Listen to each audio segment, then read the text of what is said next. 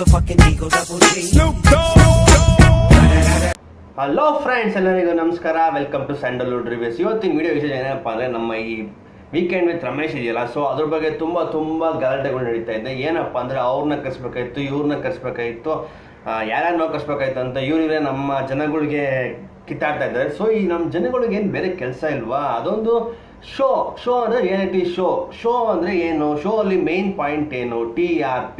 Show ಅಂದರೆ television rating point. So ಅದ್ರ ಪ್ರಕಾರ ಅವ್ರಿಗೆ ಯಾರು ಬೇಕೋ ಅವರು ಕರ್ಸ್ಕೊಂಡು ಅವರು ಶೋ ಮಾಡ್ಕೊತಾರೆ. ಅದಕ್ಕೆ ಅವರು ಸಾಧಕರು ಅಂತ ಒಂದು ಹೆಸರು ಕೊಟ್ಟು, ಅದಕ್ಕೊಂದು ಸೀಟ್ ಕೊಟ್ಟು ಇವರು TRP ಮಾಡಿಕೊಂಡು ಚಾನಲ್ ಅವರು ಹೆಸರು ಆ್ಯಂಡ್ ಮನಿ ಎರಡನ್ನೂ ಮಾಡ್ಕೊತಾರೆ. ಸೊ ಇದನ್ನು ಗೊತ್ತಿಲ್ಲದೇನೆ ಅಂತ ನಮ್ಮಂಥ ಜನಗಳು ಏನು ಮಾಡ್ತೀವಿ ಅಂದರೆ, ನೀವು ಇವ್ರನ್ನ ಯಾಕೆ ಕರ್ಸಿದ್ರಿ, ಪ್ರಿಯಮಣಿ ಯಾಕೆ ಕರ್ಸಿದ್ರಿ, ರಶಿ ಶೆಟ್ಟಿ ಯಾಕೆ ಕರ್ಸಿದ್ರಿ, ನೀವು ಸಾಹಿತಿಗಳನ್ನ ಕಳಿಸ್ಬೇಕಾಗಿತ್ತು, ಆಮೇಲೆ ಸಾಲು ಮರದ ತಿಮ್ಮಕ್ಕನ ಕಳಿಸ್ಬೇಕಾಗಿತ್ತು, ಸೊ ಈಗ ಈ ಥರ ಸಾಧನೆ ಮಾಡಿರೋದು ಕಳಿಸ್ಬೇಕಾಗಿತ್ತು ಅಂತ ಹೇಳ್ತಾರೆ. ನಾನು ಈ ನಮ್ಮ ಜನಗಳಿಗೆ ಯಾಕೆ ಬುದ್ಧಿ ಅರ್ಥನೇ ಮಾಡ್ಕೊತ ಇಲ್ವಾ?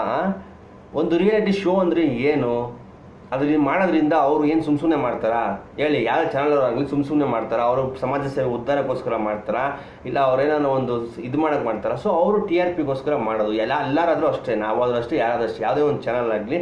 ಸೊ ಅವ್ರದ್ದು ಒಂದು ಸಾಧನೆ ಮಾಡಿದ್ರು, ಅವ್ರದ್ದು ಒಂದು ಪಾಯಿಂಟ್ ಇದ್ರೂ ಕೂಡ ಅವ್ರದ್ದು ಮೇಯ್ನ್ ಅಜೆಂಡಾ ಬಂದು TRP ಇರುತ್ತೆ, ಮತ್ತು ಅವ್ರ ಚಾನಲ್ ಗ್ರೋತ್ ಇರುತ್ತೆ, ಮತ್ತು ಅವ್ರ ಚಾನಲ್ಗೆ ಹೆಸರು ಬರೋದಿರುತ್ತೆ. ಸೊ ಅದಕ್ಕೋಸ್ಕರ ಅವರೊಂದು ಏನೋ ಒಂದು ರಿಯಾಲಿಟಿ ಶೋನೋ ಏನೋ ಒಂದು ಮಾಡ್ತಾರೆ. ಸೊ ಅದಕ್ಕೊಂದು ಹೆಸರು ಇಡ್ತಾರೆ, ವೀಕೆಂಡ್ ವಿತ್ ರಮೇಶ್ ಅಂತ ಒಂದು ಶೋ ಮಾಡಿದ್ದಾರೆ. ಸೊ ಅವ್ರು ಶೋ ಮಾಡಿದ್ದೇನು? ಅವ್ರ ಚಾನಲ್ಲು, ಅವ್ರ ದುಡ್ಡು, ಅವ್ರು ಇಷ್ಟ ಬಂದವ್ರು ಅವ್ರು ಕರ್ಸ್ಕೊತಾರೆ. ಸೊ ಅದನ್ನು ಕೇಳೋ ಅಂಥ ಹಕ್ಕು ನಮಗೆ ಇಲ್ಲ. ಯಾಕಂದರೆ ಅದು ಒಂದು ಪ್ರೈವೇಟ್ ಶೋ, ಗೊತ್ತಾಯ್ತಾ? ಅದೇ ಅಪ್ಪಿ ಅದು ರಾಷ್ಟ್ರ ಪ್ರಶಸ್ತಿನೋ ಇಲ್ಲ ರಾಜ್ಯ ಪ್ರಶಸ್ತಿನೋ ಇಲ್ಲ ನಮ್ಮ ಸರ್ಕಾರದ ಕಡೆಯಿಂದ ಮಾಡ್ತಿರೋ ಅಂಥ ಏನೋ ಒಂದು ಪ್ರೋಗ್ರಾಮ್ ಆಗಿದ್ರೆ ವಿ ಶುಡ್ ಆಸ್ಕ್. ಅದು ಕೇಳೋದಕ್ಕೆ ನಮಗೆ ರೈಟ್ಸ್ ಇದೆ, ಗೊತ್ತಾಯ್ತಾ? ಅದನ್ನು ಬಿಟ್ಟು ಅವರೊಂದು ಖಾಸಗಿ ಚಾನಲ್ ಆಗಿರೋದ್ರೆ ಅವ್ರು ಇಷ್ಟ ಬಂದವರು ಅವ್ರನ್ನ ಕರ್ಸ್ಕೊತಾರೆ, ಅವ್ರು ಇಷ್ಟ ಬಂದ ಸಾಧಕರು ಅಂತ ಮಾಡ್ಕೊತಾರೆ, ಗೊತ್ತಾಯ್ತಾ? ಸೊ ಅವರು ಮೇಯ್ನು TRPಯಿಂದ ಇವಾಗ ರಶಿ ಶೆಟ್ಟಿ ಅವ್ರು ಕರ್ಸಿದಕ್ಕೆ ಎಷ್ಟು ಜನ ನೋಡಿದ್ದೀರಾ ಅಲ್ವಾ? ಇವಾಗ ಅಪ್ಪಿ ಹುಚ್ಚ ವೆಂಕಟೇಶ್ ವೀಕೆಂಡ್ ವಿತ್ ರಮೇಶ್ ಕರ್ಸಿದ್ರೆ ನಂಬರ್ 1 TRP ಬರೋದಂತೂ ಡೌಟೇ ಇಲ್ಲ, ಗೊತ್ತಾಯ್ತಾ? ಇದು ನಾನು ಸತ್ಯ ಓಪನ್ ಆಗಿ ಹೇಳ್ತಾ ಇದ್ದೀನಿ. ಯಾಕಂದರೆ ನಾವು ಬೈಬೋದು, ಯಾಕೆ ಕರ್ಸಿದ್ರಿ, ಅವ್ನು ಸಾಧನೆ ಮಾಡಿದ, ಏನು ಮಾಡಿದಾನೆ, ಹಂಗೆ ಅಂತ.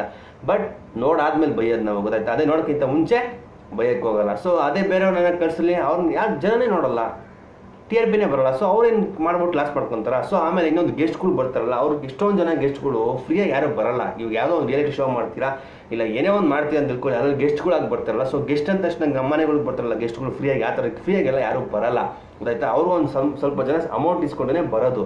ಅದು ನೀವು ಅರ್ಥ ಮಾಡ್ಕೊಳ್ಳಿ. ಯಾಕೆ ನಮ್ಮ ಜನಗಳಿಗೆ ಅರ್ಥನೇ ಮಾಡ್ಕೊಳ್ಳಲ್ವಾ? ಸುಮ್ಮನೆ ಯಾರು ಬರ್ತಾರಾ ಹೇಳಿ? ಗೆಸ್ಟಾಗಿ ಅವ್ರು ಟೈಮ್ ವೇಸ್ಟ್ ಮಾಡ್ಕೊಂಡು ಇವ್ರ ಚಾನಲ್ ಉದ್ಧಾರ ಮಾಡೋಕ್ಕೆ, ಇವ್ರಿಗೆ TRP ಮಾಡಿಸ್ಕೊಳ್ಳೋಕ್ಕೆ ಯಾರು ಗೆಸ್ಟ್ಗಳು ಫ್ರೀಯಾಗಿ ಬರ್ತಾರೆ ಸ್ವಲ್ಪ ಜನ, ಬಟ್ ಇನ್ನೂ ಸ್ವಲ್ಪ ಜನ ಅಮೌಂಟ್ ಕೊಟ್ಟರೆ ಬರೋದು. ಸೊ ಆ ಥರ ಅಮೌಂಟು ಇವ್ರದ್ದು ಒಳ್ಳೊಳಗೆ ಮಾಡ್ಕೊಂಡು ಇವರೇನೋ ಒಂದು ಶೋ ಮಾಡಿಸ್ತಾ ಇದ್ದಾರೆ.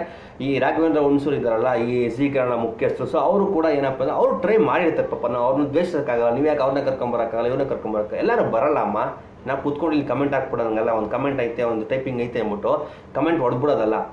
ಅವ್ರನ್ನ ಕರೆಸಿ, ಇವ್ರನ್ನ ಕರೆಸಿ, ಆಮೇಲೆ ರಶಿ ಶೆಟ್ಟಿನ ಯಾಕೆ ಕರ್ಸ್ರಿ, ಅವ್ರು ಇನ್ನೂ ಸಾಧನೆ ಮಾಡಬೇಕಾಗಿತ್ತು, ಆಮೇಲೆ ಪ್ರಿಯಮಣಿ ಯಾಕೆ ಕರ್ಸಿದ್ರಿ, ಆಮೇಲೆ ಏನು ಸುಮ್ಮನೆ ಫೇಸ್ಬುಕ್ಕಲ್ಲಿ ಫೋಟೋ ಹಾಕ್ಬಿಟ್ಟು ದೊಡ್ಡದಾಗಿ ಇದು ಮಾಡೋದಲ್ಲ, ನೋಡಿ ಈ ಕಡೆ ಎಲ್ಲ ಹಾಕಿದ್ದಾರೆ, ಹಾಕಿದ್ದೀನಿ ಫೋಟೋಗಳೆಲ್ಲ, ಈ ಥರ ಎಲ್ಲ ಮಾಡ್ತಿದ್ದಾರೆ. ನಮ್ಮ ಜನಗಳಿಗೆ ಏನು ಕೆಲಸ ಇಲ್ವಾ? ನಾನು ಸೇರ್ಸಿ ಹೇಳ್ತಾರೆ, ನಾನು ಏನು ನಮಗೆ ಕೆಲಸ ಇಲ್ವಾ? ಯಾರು ಬಂದು ಕೂತ್ಕೊಂಡು ನಾವು ಸಾಧನೆ ಮಾಡೋದು, ನಾವೇ ನನ್ನ ಜೀವನದಲ್ಲಿ ಸಾಧನೆ ಮಾಡೋದ್ರ ಬಗ್ಗೆ ನಾವು ತಲೆ ಕೆಡಿಸ್ಕೊಳ್ಳಲ್ಲ. ಬೇರೆ ಯಾರೋ ಸಾಧನೆ ಮಾಡಿ ಸೀಟ್ ಕೂತ್ಕೊಳ್ಳೋ ಬಗ್ಗೆ ನಾವು ತಲೆ ಕೆಡಿಸ್ಕೊಂಡು ದಿನ ಬೆಳಗಾದರೆ ಅದ್ರ ಬಗ್ಗೆ ಕಮೆಂಟ್ ಹಾಕೊಂಡು, ಅದರಲ್ಲಿ ಇವ್ರದ್ದೊಂದು ಕಮೆಂಟ್ ಹಾಕೊಂಡು ಅವ್ರನ್ನ ಇವ್ರನ್ನ ಕರ್ಸಿ ಅಂತ ನಮ್ಮ ಟೈಮ್ ವೇಸ್ಟ್ ಮಾಡ್ಕೊತೀವಿ ಹೊರತು ಇದರಿಂದ ಲಾಭ ಯಾರಿಗೆ, ನಷ್ಟ ಯಾರಿಗೆ?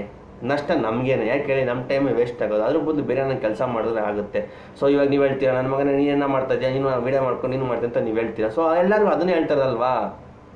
ನಾವು ಜೀವನದಲ್ಲಿ ಏನೋ ಸಾಧನೆ ಮಾಡಬೇಕು, ನಾವೇನೇನೋ ಹೆಸರು ಮಾಡಬೇಕು, ನಾವೇನೇನೋ ಪ್ರಶಸ್ತಿ ತೊಗೊಬೇಕು ಅನ್ನೋ ಬಗ್ಗೆ ಯೋಚನೆ ಮಾಡಿ. ಅದನ್ನು ಬಿಟ್ಟು ಅಲ್ಲಿ ಯಾರೋ ಬಂದು ಯಾವುದೋ ಖಾಸಗಿ ಚಾನಲಲ್ಲಿ ಯಾರೋ ಬಂದು ಸೀಟು ಮಾಡ್ಕೊಳ್ಳೋದ್ರಿಂದ ಅಲ್ಲಿ ಆ ಸೀಟಲ್ಲಿ ಇನ್ನೊಬ್ರು ಕುಣಿಸಿ, ಈ ಸೀಟಲ್ಲಿ ನೋಡಿ ಈ ಸೀಟು ಇದೇನು ದೊಡ್ಡ ಸೀಟ್ ಆಗೋರು ಹೇಳು? ಎಷ್ಟು ಸಾಧಕರ ಸೀಟು ಅಂತ ಹೇಳಿದ್ರೆ ಆಯ್ತು, ಸಾಧನೆ ಮಾಡಿದವರೇ ಬಂದು ಕೂತ್ಕೊಂಡು, ಹಂಗಾಗಿ ಸಾಧನೆ ಮಾಡಿ ಶೂಟಿಂಗ್ ಆದ್ಮೇಲೆ ಹೋಗಿ ಯಾರು ಕೂತ್ಕೊಳ್ಳೋದಿಲ್ವಾ? ಶೂಟಿಂಗಲ್ಲಿ ಇರೋರು ಹಂಗೆ ಇಟ್ಬಿಡ್ತಾರಾ?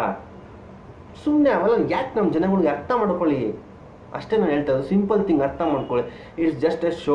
ಸೊ ಅದರಲ್ಲಿ ಸಾಧಕರಿಗೆ ಒಂದು ಪ್ರಶಸ್ತಿ ಕೊಡ್ತೀವಿ ಅಂತ ಹೇಳ್ತಾರೆ. ಪ್ರಶಸ್ತಿ ಕೊಡ್ತಾರೋ, ಎಲ್ಲರೂ ಕರೆಸ್ತಾರೆ, ಒಂದು ಗ್ರೂಪ್ ಫೋಟೋ ಇಟ್ಕೊತಾರೆ, ಅವ್ರು ಇದು ಮಾಡ್ಕೊಂಡು ಹೋಗ್ತಾರೆ ಅಷ್ಟೇ. ನೀವು ಎಲ್ಲ ಶೋಗಳನ್ನೂ ಸೀರಿಯಸ್ ಆಗಿ ತೊಗೊತೀರಾ.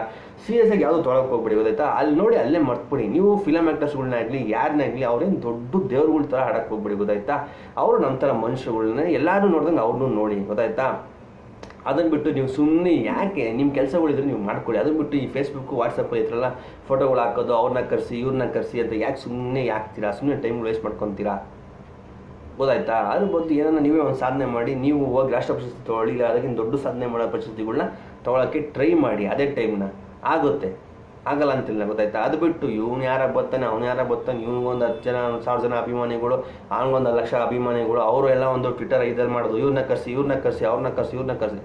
ಗುರು ಯಾರು ಬಂದ್ರೆ ಏನು ಗುರು, 1 ಅವರ್ ನೋಡ್ತೀಯ, ಟೈಮ್ ಪಾಸ್ ಆಗುತ್ತೆ, ಸುಮ್ಮನೆ ಬಿದ್ಬಿಡು, ಮರ್ತ್ಬಿಡು. ಅದನ್ನ ಬಿಟ್ಟು ಅದನ್ನೇ 24 ಗಂಟೆ ಕುಯ್ಕೊಂಡು ಇರಬೇಡಿ ಅಂತ ನಮ್ಮ ಜನಗಳಿಗೆ ನಾನು ರಿಕ್ವೆಸ್ಟ್ ಮಾಡ್ತಾ ಇದ್ದೀನಿ. ಇದು ಆರ್ಡರ್ ಅಲ್ಲ.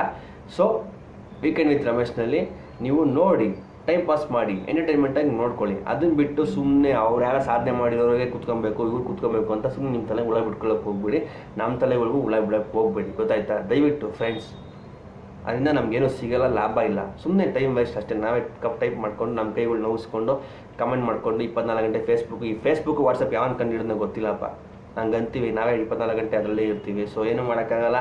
ನಮ್ಮ ಜನಗಳ್ದು ಮೈಂಡ್ ಸೆಟ್ ಆ ಥರ ಇದೆ. ಒಂದು ಯಾವುದಕ್ಕಾರ ಅಡಿಕ್ಟ್ ಆಗ್ಬಿಟ್ರೆ ಅದಕ್ಕೇ ಇಟ್ಕೊಂಡ್ಬಿಡ್ತೀವಿ.